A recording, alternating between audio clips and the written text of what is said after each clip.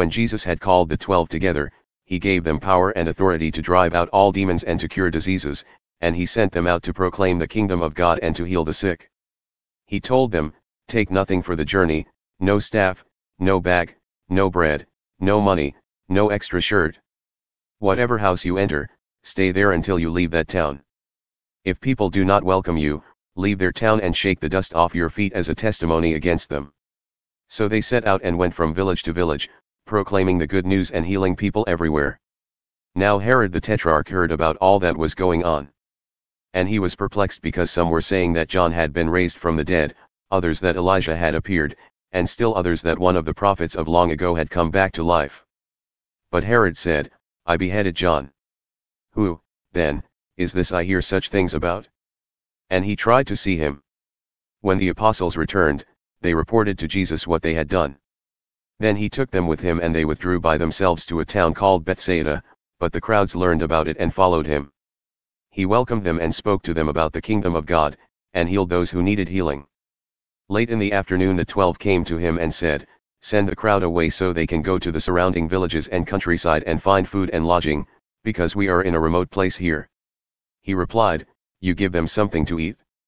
They answered, "We have only 5 loaves of bread and 2 fish, unless we go and buy food for all this crowd." About 5,000 men were there. But he said to his disciples, "Have them sit down in groups of about 50 each." The disciples did so, and everyone sat down. Taking the 5 loaves and the 2 fish and looking up to heaven, he gave thanks and broke them. Then he gave them to the disciples to distribute to the people. They all ate and were satisfied, and the disciples picked up 12 basketfuls of broken pieces that were left over. Once when Jesus was praying in private and his disciples were with him, he asked them, "Who do the crowd say I am?"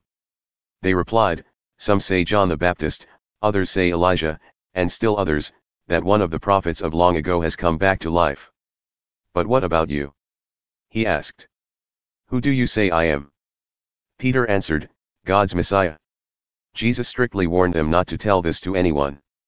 And he said, "The Son of Man must suffer many things and be rejected by the elders, the chief priests and the teachers of the law. And he must be killed and on the 3rd day be raised to life." Then he said to them all, "Whoever wants to be my disciple must deny themselves and take up their cross daily and follow me. For whoever wants to save their life will lose it, but whoever loses their life for me will save it. What good is it for someone to gain the whole world, and yet lose or forfeit their very self? Whoever is ashamed of me and my words, the Son of Man will be ashamed of them when he comes in his glory and in the glory of the Father and of the holy angels. Truly I tell you, some who are standing here will not taste death before they see the kingdom of God." About 8 days after Jesus said this, he took Peter, John, and James with him and went up onto a mountain to pray.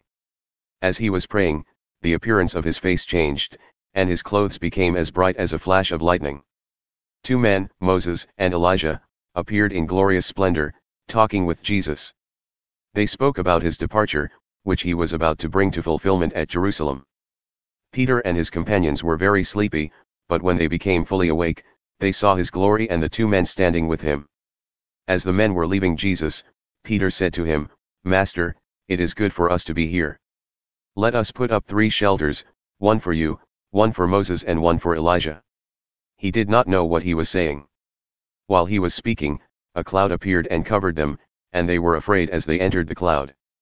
A voice came from the cloud, saying, "This is my Son, whom I have chosen, listen to him." When the voice had spoken, they found that Jesus was alone.